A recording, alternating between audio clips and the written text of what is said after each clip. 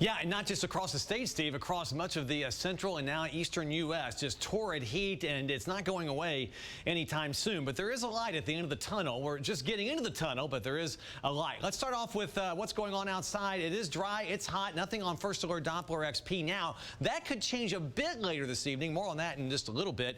There's Raleigh-Durham International, still a torrid, I should say, 102 degrees with a lighter wind. It was windier earlier in the day, but there's the place to be. Wrightsville Beach, any of our beaches. It's 82 right on the coast right now. That sea breeze kicks in mid to late afternoon and temperatures fall. We'll have the beach forecast coming up, but that certainly is a lot better than what we've got going on here. 105 today. Again, if you missed it, a record for the date. Hottest ever in June. Ties it for the hottest ever in the Triangle. Morning low 71. 90 and 69 are the normal high and low temperature. It was just 2 mornings ago. We were in the 50 to 55 degree range. 106 in Fayetteville. Hottest ever in June. Your hottest temperature ever, though, is 110. So at least you didn't get to that. 71 the morning low. 103 now. That humidity looks low, but remember, the hotter the air is, the more moisture it can hold. So 103 with 31% humidity is a lot more humid than, say, 73 with 31% humidity, and it is muggy out there. 102 Sanford, 105 in Fayetteville, 104 Rocky Mount Wilson. Roxborough barely hit 100 today, 100 Oxford Henderson now. And there's the heat, stifling heat all the way back to Kansas City. Temperatures at or above 100 from North Carolina back into parts of Kansas once again.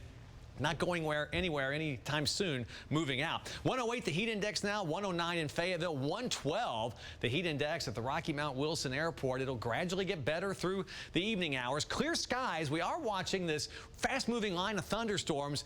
National Weather Service in Charleston clocking these at 80 miles per hour. That's the forward speed of some of these thunderstorms. They have 80 to 90 mile per hour winds, so destructive winds with this line of storms that'll move through West Virginia into Virginia. But does it get here? It's heading southeastward. The air mass, we've got the high pressure over us, but the very southern tail of that may clip our northern counties, so can't rule out at least a widely scattered thunderstorm towards midnight, early in the morning hours before it moves on out. A good chance the whole thing falls apart or stays north of us, but certainly want to at least mention the possibility late this evening of a shower or thunderstorm, mainly north of the Triangle. But if you're going to be out this evening, it's going to be hot. The Bulls playing 101 in just a little bit, and will only drop to just barely below 90 by the time the game's over. So stay cool, take precautions. Overnight lows tonight, upper 70s to around 80 with mainly clear skies. We do it again tomorrow. Highs 102 to 105, perhaps a bit higher in a spot or two. So the heat index 105 to 112 during the day tomorrow. The excessive heat warning remains in effect. This dome of high pressure will stay over us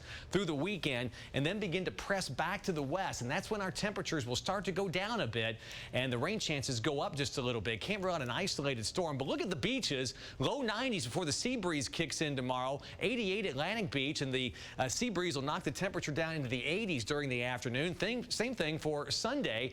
That's the place to be, or the high terrain around Boone, only in the low and mid 80s. There's your AccuWeather 7-day. Steve will be in tomorrow morning with more on the intense record-breaking heat through the weekend, but it does get a little better by the middle end of next week, Steve. We're back closer to normal in the low and mid 90s. That'll seem refreshing.